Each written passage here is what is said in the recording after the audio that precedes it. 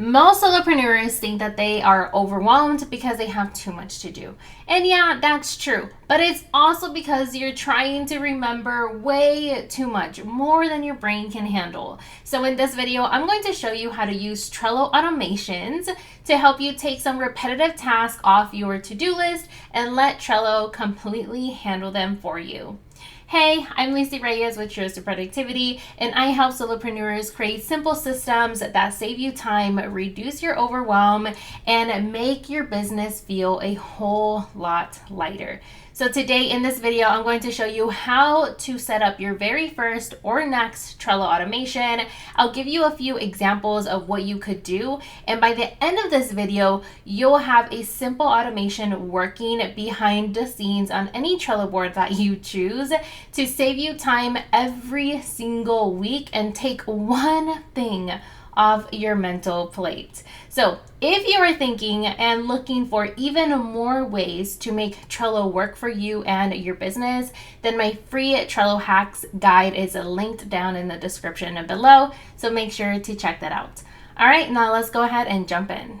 Before we start clicking around and doing some things here in Trello though, let's quickly talk about why this is important. Because the main goal is really to reduce the amount of things that you are holding in your head and trying to manage every single day. Most business owners are struggling because they're carrying way too much. So you're trying to remember due dates. You're trying to remember to mark this task that you started it and that it's in progress. You're trying to remember when to follow up. You're trying to remember what step comes next after the previous one. You're trying to remember so many things along with everything else happening in your life, your job, with your family, like all of the things. So this is going to make it a little bit easier for you to kind of take off some of that load. So there are two different types of Trello automations.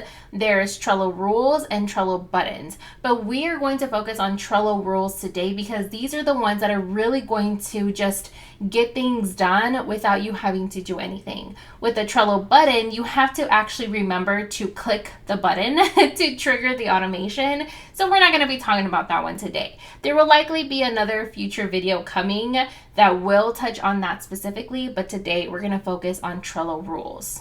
All right, so let's go ahead and build our first or next rule together. Now, while you're here and while you're waiting and while I'm getting all of this set up, go ahead and drop in the comments if you've ever set up a Trello automation before.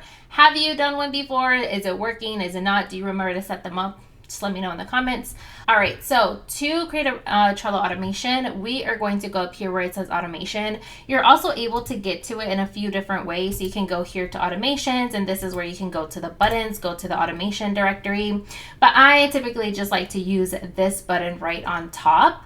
And then what you're going to do is you're going to create an automation. You'll see that there's different things we can do here on the side. Again, we're going to focus on rules. So create an automation. Now this is going to follow an if this happens, then do this format, okay? So the trigger is the if this happens. So you're going to select add trigger, and I am in a free version of the account, so you will see those options. You can absolutely do automations on the free Trello account, but if you do have a paid subscription, then there are a few more upgraded advanced automations that you're able to complete. But don't worry, those are involving features that you wouldn't have anyways if you're on the free plan. So it's the same process. So selecting a trigger, you can see that there's so many different options here. So you can have the trigger be when a card moves. So when a card is added or created, emailed, moved into a board, when it's added to a specific list or copied into, emailed into, when a card is archived or unarchived, when it's created, when this list has so many exact cards. The ones that I use the most are when it's added to a specific list or to a specific board. So you would click add, but let me go through some of these other options. So when a card changes, this is where I live a lot. Changes, dates, checklist, that's where I live the most in. So when a card is marked complete, that can be a trigger. When a specific label is added or removed from a card, can also be a trigger. Those are some of the most popular ones there. If a due date is set on a card, you can do that as well. or even checklists. So if you use checklists in your cards, which you should, there's another video on how to use checklists in Trello in my channel, so go check that out if you haven't yet. But when a specific checklist is added to a card, or if it's completed, or even if a specific item on a checklist is completed, checked, unchecked, when a due date is set on a checklist, these are all triggers, okay? All right, so we're gonna start with a simple automation that says when an item is checked. So this is going to be true regardless of which checklist it's on, but when an item on a checklist is checked, we're gonna hit the plus sign. Now the trigger has been added. There's only one trigger. You can only add one trigger. However, you can add multiple actions, which is really, really cool. So again, we're gonna stick to something simple here. But when an item is checked, which assumes that you have started that task, we're going to add the yellow in progress label to the card. Again, there's so many different actions here. You can move the cards, you can move them to the bottom top of the list to another list, you can archive it, you can add or remove labels and stickers, you can add and remove due dates, you can even add yourself as a member to the card. So there's so many options here. But what we're going to do is when an item is checked, we're going to add this yellow in progress label to the card. We're going to hit plus. Again, you could add several actions, but we're going to keep it simple. Hit save. And now, as you're working in your workflow, your task flow, you can just start checking things off, right? So let's say this is task 1, I do it, I forget to add the label. The label added itself, okay? That's the really neat part. That's the really cool part, okay? So that is one automation that I absolutely use on all of my Trello boards is this one. So that way I don't have to let myself know that, hey, I started it. It already does it for me. Another one that we're going to do that I like to do in all of my boards is a couple of things. So we have create an automation. We're going to now remove the label. So let's say, actually, let me go back. Let's say I added several different labels, right? So label, I'm just gonna do label 3.